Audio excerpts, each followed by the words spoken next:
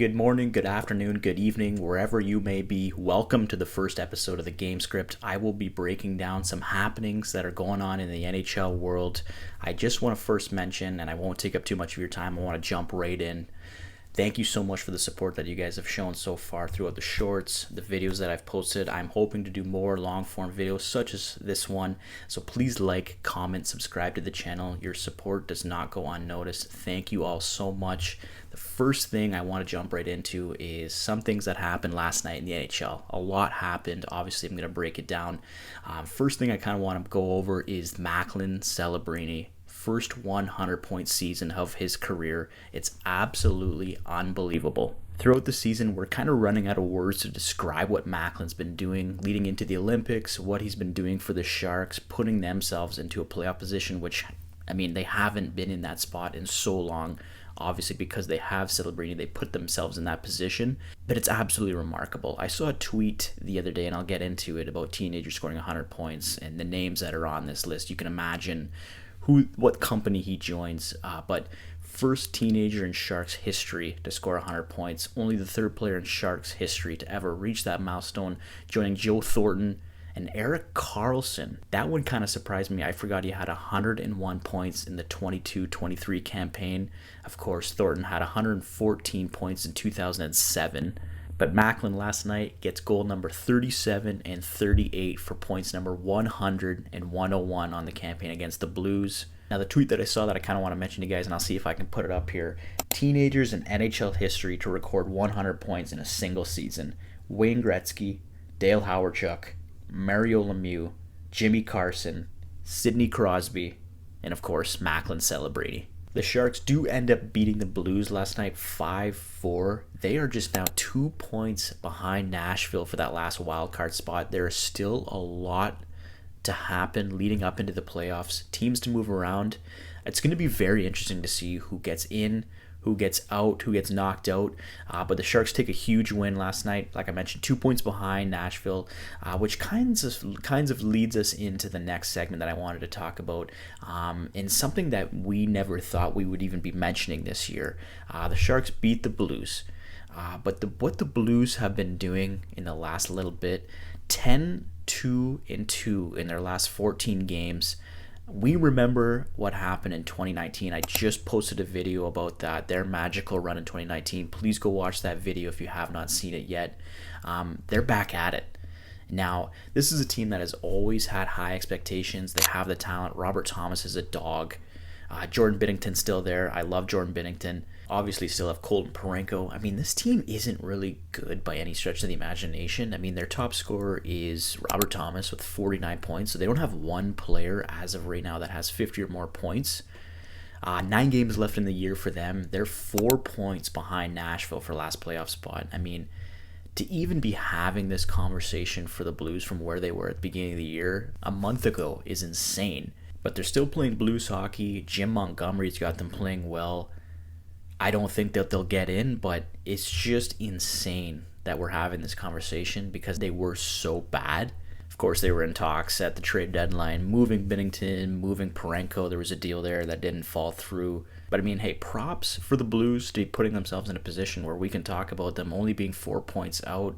Can some more magic happen? That would be absolutely insane. But the other thing I kind of wanted to lead into in the Western Conference is Vegas. Moving on from Bruce Cassidy, brought them a Stanley Cup championship there. Moving to John Tortorella. I honestly don't know how I feel about this. When I first saw it, my first initial reaction was, what the hell are they doing hiring John Tortorella? Obviously, he's a Stanley Cup champion, won a cup with the Lightning, but we've seen in recent memory teams that have been led by John Tortorella that have just absolutely fallen apart, are just not shown up whatsoever.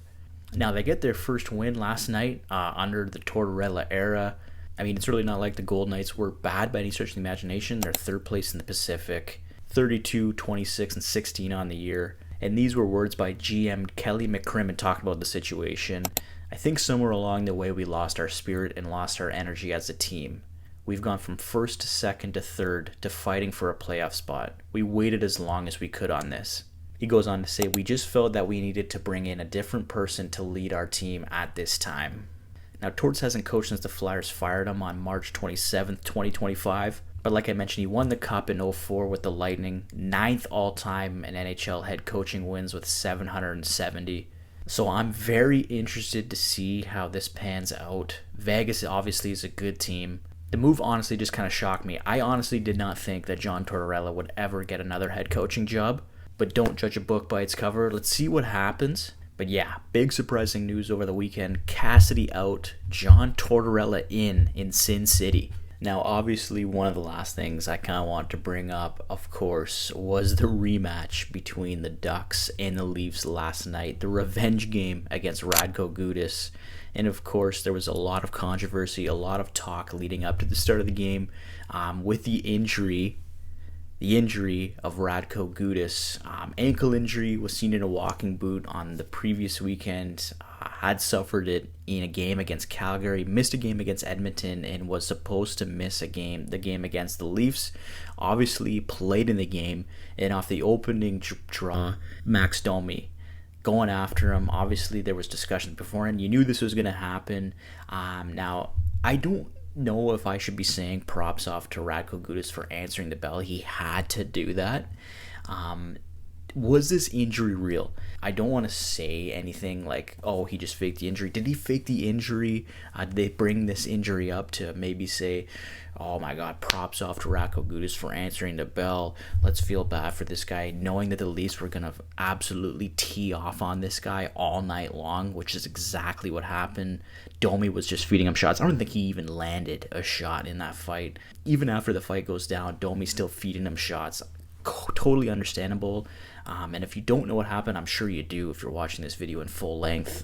The whole injury ending their captain, the Leafs captain, Auston Matthews' season with the knee injury. But yeah, Radko Gudas was just taking it all night long from the Leafs. But it's at that point now where it's like, do we give Gudas props for answering the bell and stepping in there during that game, knowing that he had to take that punishment?